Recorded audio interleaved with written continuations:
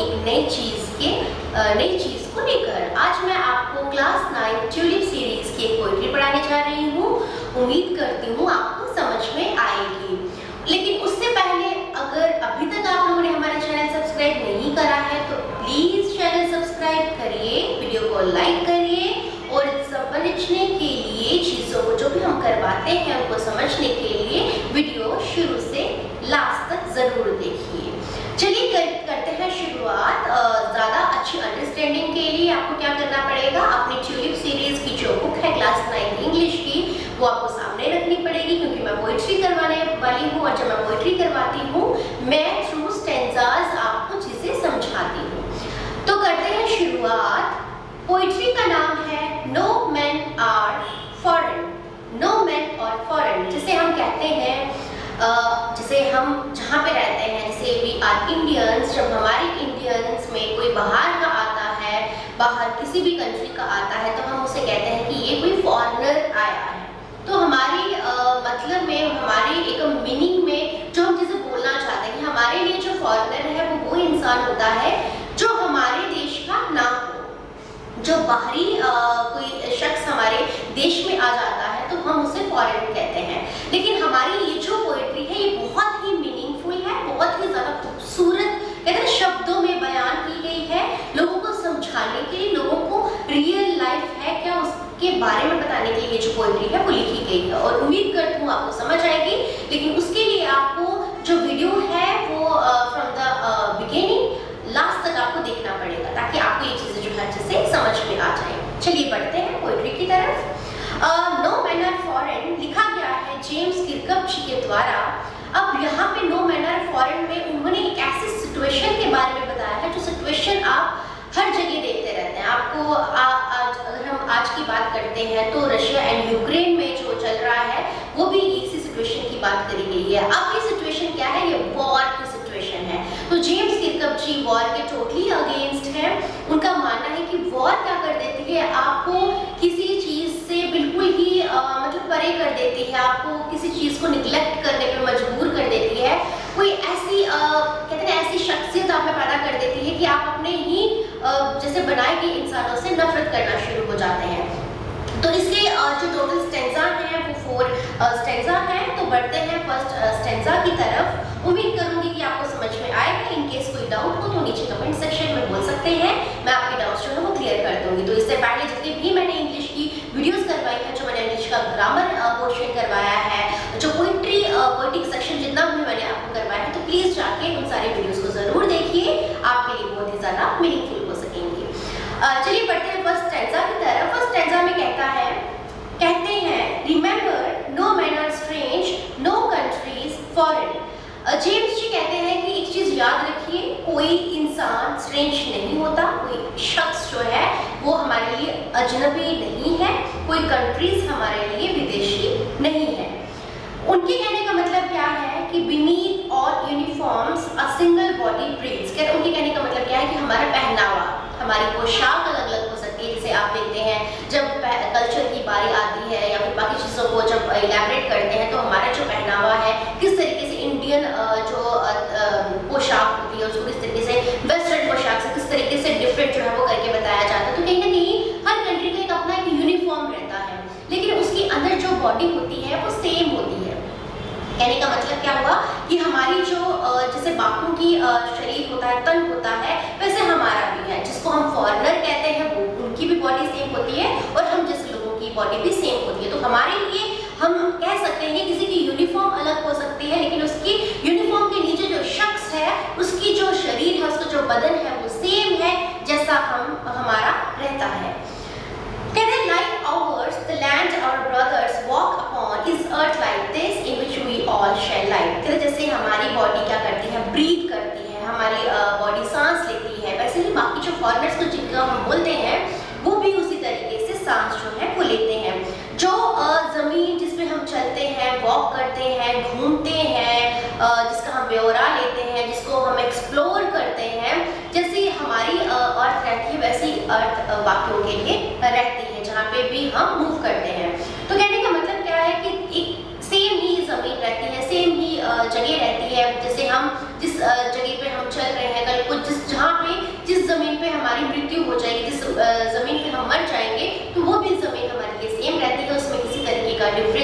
देखने को नहीं मिलता है।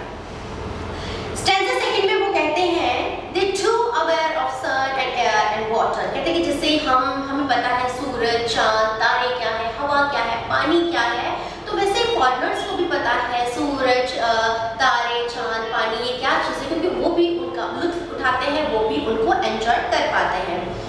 कहते हैं they too are fed by peaceful harvests by wars long winter storm। अब जैसे आप देखते हैं जब हार्वेस्टिंग की बात आती है, जैसे हमारे अगर हम अपने देश इंडिया की बात करेंगे, हमारे जब हार्वेस्टिंग होती है तो हार्वेस्टिंग के लिए बैसाखी जैसे फेस्टिवल्स अपनाए जाते हैं, उनको जो है बहुत ज़्यादा हम एंजॉय करते हैं, हमारे लिए बहुत ज़्यादा एंटरटेनमेंट का एक साधन बन जाता है और हमें बहुत अच्छा लगता है।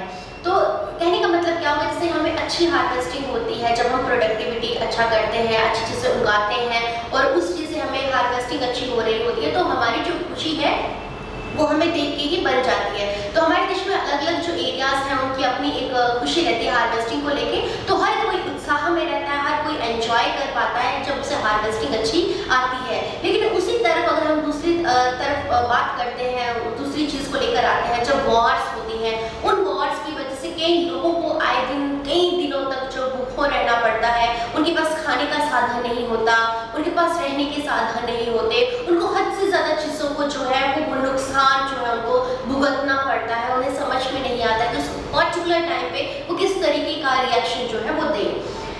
कहते हैं their hands are ours and in their lives we read, कहते हैं जैसे हमारे हाथ होते हैं, हमारे हैंड्स हैं, वैसे बाकियों के हैंड्स होते हैं जो लेबरर होते हैं, not different from our own. कहते जैसे हमारे लेबर यहाँ पे काम करते हैं, हमारे हाथों की लकीरें, मैं बात कर सकती हूँ जैसे हाथों की लकीरें होती हैं, जैसे हमारे हाथों में दी गई हैं वैसे उनके हाथों में भी दी गई होती है। तो उन्हें हम फॉरेनर क्यों बोलते हैं?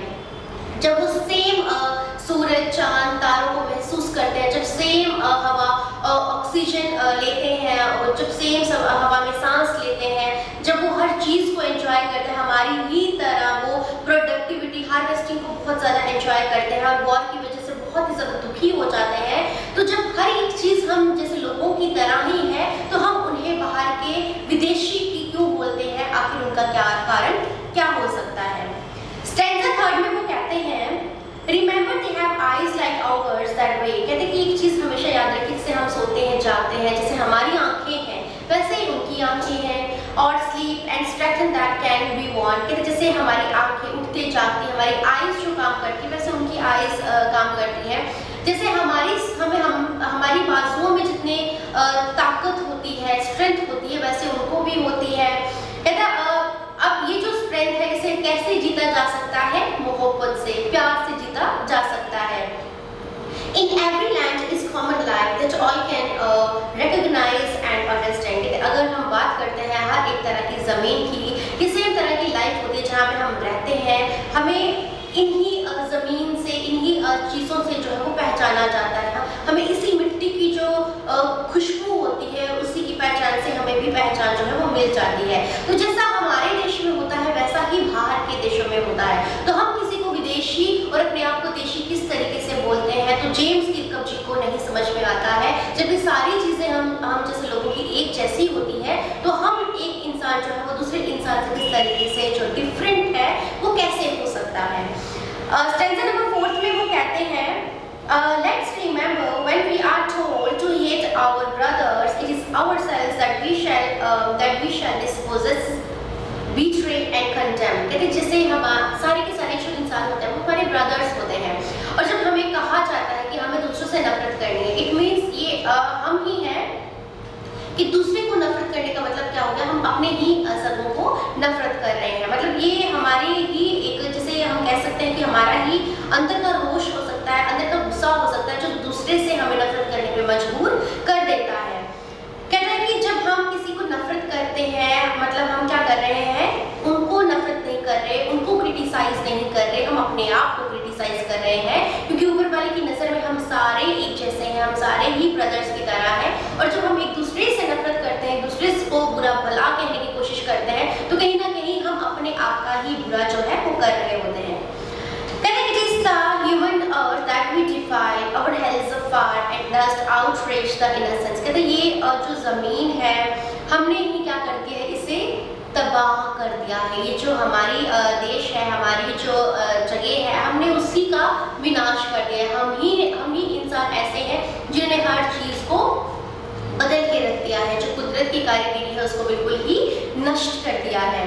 कहते हैं our hands of fire and dust outrage the innocence। कहते हैं कि ये जो हमारे अंदर का जो जितना भी गुस्सा है, जितनी भी हेट्रेड है, यही हेट्रेड है जिसने क्या कर दिया है, हद से ज़्यादा, जो बहुत ही ज़्यादा इंसान की जो इनोसेंस होनी चाहिए, जब ऊपर वाले ने हम इंसानों को बनाया था, उसने कभी भी नहीं सोचा था कि हम इंसान दूसरे इंसान की जान के दुश्मन बन जाएंगे, हम एक दूसरे के खून के प्यासे हो जाएंगे। उन्होंने ऐसा सोच के हमें नहीं बनाया था। तो हम इंसानों ने क्या कर दिया है, हमारी ही इनोसेंस को ख़त्म कर दिया है। हमारी जितनी इनोसेंस थी एक टाइम पे जैसे हुआ करती थी, उसे बिल्कुल ही ख़त्म कर दिया है। अगर हम एक एग्जाम्पल भी लिए, जैसे जेम्स की तुमने बताने की कोशिश करी है, तो हमने पिछले कुछ दशकों में बहुत ज़्यादा ऐसा डिफरेंस देखा है, बहुत सारी ऐसी चीज़ों में बदलाव देखा है, जो चीज़ें पहले हुआ करती थी, जो अच्छाई के लिए थी, लेकिन आज हमने उन्हीं चीज़ों को बुराई के लेवल पर हम ले गए हैं और वही चीज़ें हमारे साथ बुरा कर रही है और उनकी बुराई का कारण हम जैसे इंसान ही हैं। उनका आगे कहना है of fear that is everywhere our own। वो कहते हैं कि ये जो हमारा जितना भी आउटरीच, जितना भी गुस्सा है, इसने क्या कर दिया है, हमारी जो हवा है उसको चारों तरफ से सिर्फ और सिर्फ गंदा कर दिया है। हर तरफ से हमारी जो हवा है वो प्रदूषित कर दी है, चाहे वो वॉर्स की वजह से हो, चाहे हमारे लोगों की चीज़ों का इस्तेमाल करने की वजह से हो, चाहे हम जो भी चीज़ें जो है वो कहीं ना कहीं हम अपनी ज़मीन को हद से ज़्यादा नुकसान जो है वो दे रहे हैं। वो कहते हैं remember no man are foreign and no country strange. इसलिए हमें याद रखना चाहिए कोई भी इंसान फॉरेनर नहीं है और कोई भी कंट्री जो है वो स्ट्रेंज नहीं है, क्योंकि ऊपर वाले ने हमें स्ट्रेंजर बना के पैदा नहीं किया था। ऊपर वाले की नज़रों में सारे के सारे जो मनुष्य जाति हैं वो सारे के सारे भाईचारे की तरह रहने चाहिए, सारे के सारे भाई बंधुओं की तरह रहने चाहिए। लेकिन हमारे अंदर का गुस्सा, हमारे अंदर का रोष हमें इस मुकाम तक ले आया है कि हमने अपनी ज़िंदगी की जितनी इनोसेंस थी वो ख़त्म कर दी है और हम क्या कर रहे हैं, विनाश की तरफ जो है आहिस्ता आहिस्ता बढ़ने की कोशिश कर रहे हैं। और यही विनाश जो है आहिस्ता आहिस्ता हमारे देश को, हमारे वर्ल्ड को, हमारे कहते हैं हर एक चीज़ को नष्ट कर देगा। और उस समय हमें एक चीज़ का अनुमान लगेगा, एक चीज़ का पता लगेगा कि जो इंसान इतनी ज़्यादा मेहनत करता है या फिर बाकी चीज़ें कर रहा है, असल मायने में उनकी मेहनत जो है वो बेकार है, क्योंकि हमने अपनी मेहनत के चलते दूसरों पे बहुत ही ज़्यादा बोझ डाल दिया है, दूसरों की लाइफ को स्टेक पे कर दिया है, जिसकी वजह से हम बहुत ज़्यादा नुकसान जो है वो देखने को मिल रहा है। आज भी आप देखते हैं तो बहुत सारी ऐसी चीज़ें हो रही हैं, जैसे हम कहते हैं कि ऊपर वाले हमने क्या किया था जो तुम इस हमें कोविड जैसे सिचुएशन में ले आए, हमारे साथ इतना बुरा हो रहा है। लेकिन कहीं ना कहीं इनसे जुड़ी हुई जो चीज़ें हैं वो हम इंसान की वजह से ही है। हम इंसानों ने ही ये जो वक्त है, बुरा वक्त जिसको मैं कहूँगी, हम इंसानों की वजह से ही आया है, क्योंकि हमारे जहन से, हमारे दिमाग से जो इनोसेंस होती है हमने बिल्कुल ही खत्म कर दी है और हम एक दूसरे के दुश्मन बन गए हैं। तो जेम्स जी की लैंग्वेज में मैं कहना चाहूँगी, जैसे जेम्स कहते हैं कि कोई इंसान बाहरी नहीं है, कोई देश बाहरी नहीं है, हमें भाईचारा रखना चाहिए। किसी से न्यूक्लियर वॉर्स करके, किसी से ग्रीन वॉर करके, किसी के लिए वाटर वॉर करके कोई फ़ायदा नहीं होगा। हमें प्यार से रहना चाहिए और भाईचारे का और प्यार का एक जो संदेश है वो देना चाहिए, कि हर एक जगह पे प्यार का संदेश जाए और किसी तरीके से किसी भी इंसान में झगड़ा ना हो, चाहे वो अपने ही देश का हो, चाहे बाहर के देश का क्यों ना हो। तो उम्मीद करती हूँ आपको ये जो पोएट्री है जैसे समझ में आई होगी। इन केस कोई डाउट हो तो प्लीज़ कमेंट सेक्शन में ज़रूर बोलना। ये मेरा आज का वीडियो है, तो अब मिलते रहेंगे। वैसे भी बहुत ज़्यादा समय हो गया था क्योंकि एग्ज़ाम जो है वो आगे थे, एग्जाम्स के बाद रिजल्ट का टेंशन था, जिसकी वजह से बहुत सारी चीज़ें जो है उनको देखना पड़ता था। अब हमारी वीडियोस डेली आपको मिलेंगी, तो प्लीज़ वीडियो शुरू से लास्ट तक देखिएगा ताकि आपको जो कॉन्सेप्ट है वो क्लियर हो जाए। थैंक यू वेरी मच और थैंक यू सो मच मेरा वीडियो देखने के लिए। Have a very nice